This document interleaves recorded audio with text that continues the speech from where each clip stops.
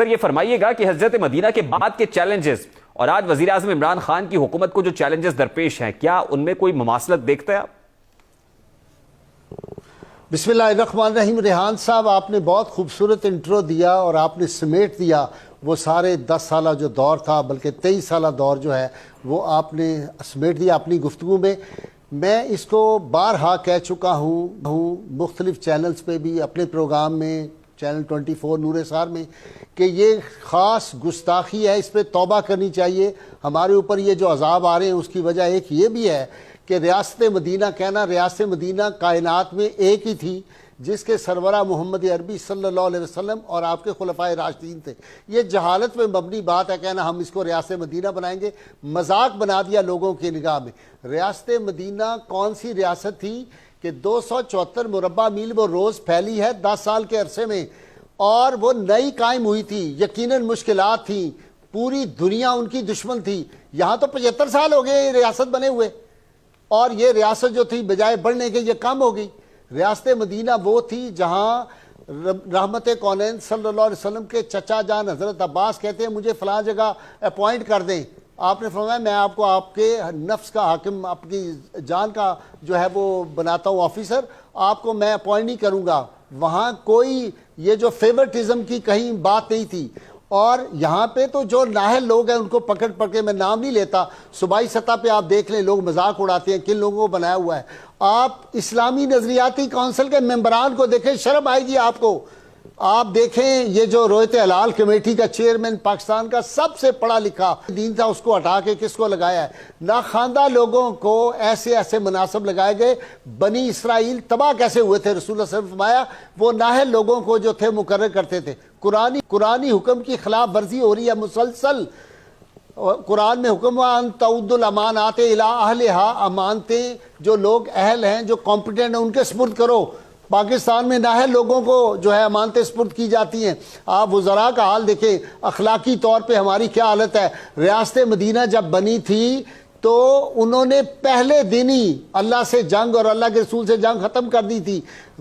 جو سود کا نظام تھا اس کو ختم کر دیا گیا تھا۔ یہاں پہ کیا حال ہے؟ وہ چند تھے، چند 100 لوگ تھے، دنیا بھر کی طاقتوں سے مقابلہ کیا۔ 2 سپر پاور اس وقت جو تھی وہ 10 سال کے عرصے میں ڈھیر ہو گئی۔ کس لیے؟ ان کے کردار کی بلندی تھی۔ یہاں وہی لوگ جن کو کل تک حکمران کہیں یہ ڈاکو ہیں، یہ چور ہیں، میں ان کو چپڑاسی نہیں لگاؤں گا اقتدار میں آ کے، میں گورنر ہاؤس ختم کر دوں گا۔ یہ جو ہزار کنال پہ محل بنے ہوئے ہیں، 3 ہزار کنال پہ محل ہے، اس کو ختم کروں گا۔ کوئی ایک بات ہے جو پوری ہوئی؟ غیر صاحب مفادات کے ٹکراؤ کی بھرمار ہے، وعدوں اور دعووں کے برخلاف چیزیں ہوتی ہے۔ یہ فرمائیے گا حالیہ بیان میں جو وزیر اعظم عمران خان صاحب نے کہا کہ 622 ہجری کے بعد جو ہجرت مدینہ کا حوالہ دیتے ہیں کہ اس کے بعد جو ہے وہ کوئی خوشحالی کا دور نہیں تھا، کیا یہ کہنا کو مناسب خبر ہوگا کہ نبی مہربان صلی اللہ علیہ وسلم کی ریاست جو ہے وہ کوئی خوشحال ریاست نہیں تھی یا خوشحالی کا دور نہیں تھا، یا اس کو اس طرح سے؟ وہ تو بڑی خوشحال ریاست تھی، وہ تو بڑی خوشحال۔ وہاں رات کو بہت کم عرصے میں دیکھیں نا، یہاں 75 برس ہو گئے، ابھی تک لوگ بھوکے مر رہے ہیں۔ آپ دیکھیں مہنگائی کتنی ہو گئی۔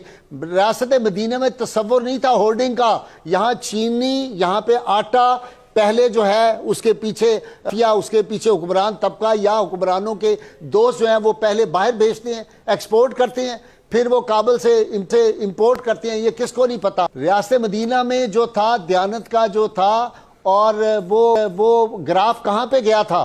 پوری دنیا ان کی دیانت کی مثالیں، اس میں ہر شخص جو تھا امانت دار تھا، دیانت دار تھا، صادق و امین۔ پیغمبر صلی اللہ علیہ وسلم کے ساتھی بھی صادق و امین تھے۔ یہاں ساتھی کون ہے؟ آپ دیکھیں جن کو آپ کل تک ڈاکو چور کہتے رہے، 140 نمبر پہ ہم بے ایمانوں کی لسٹ میں آ گئے ہیں، اور جاپان جو ہے وہ نمبر 1 پہ، ہم 140 پہ ہیں، اور جب سے 3.5 سال میں آپ دیکھیں ہم کہاں آ گئے ہیں۔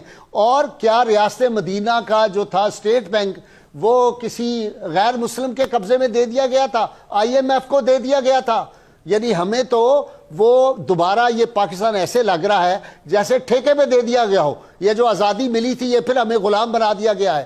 وہ کسی نے کہا تھا کہ بے وجہ تو نہیں ہے چمن کی تباہیاں، کچھ باغ باں ہیں برق و شرر سے ملے ہوئے۔ کتنی مہنگائی ہو گئی۔ آپ دیکھیں پیٹرول کتنا مہنگا ہو گیا، آپ دیکھیں یہ جو ہے گیس کتنی مہنگی ہو گئی۔ غریب آدمی کے چولہے بجھ گئے، لوگ رو رہے ہیں۔ ناکامیوں کا ملبہ نظام انصاف پر ڈالا جاتا ہے، کچھ چند عناصر کے اوپر ڈالا جاتا ہے، ایلیٹ کیپچر کی بات کی جاتی ہے۔